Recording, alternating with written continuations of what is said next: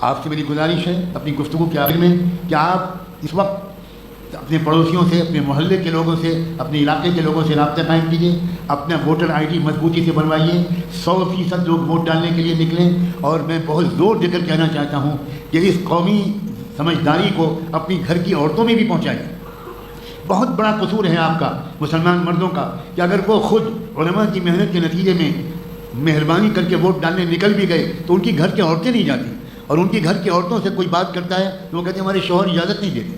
بازاروں میں گھومنے کی اجازت دیتے ہیں، رمضان میں 2 بجے رات تک عید کی تیاری اور شاپنگ کی اجازت ملتی ہے، شادی کے محفلوں میں لاکھوں کروڑوں خرچ کرنے اور بے پردگی اور فوٹوگرافی کی اجازت رہتی ہے، لیکن ملک کو تباہی سے بچانے، مسجدوں کو شہید ہونے سے بچانے، مدرسوں کو ڈیمالش ہونے سے بچانے، بلڈوزر چلنے سے بچانے، نوجوانوں کو جیل میں ٹھوسے جانے سے بچانے کے لیے آپ کو بہت پردہ یاد آ جاتا ہے۔ آپ اپنے گھر کی عورتوں کو نہیں بھیجتے، 50% ووٹ نہیں پڑتے۔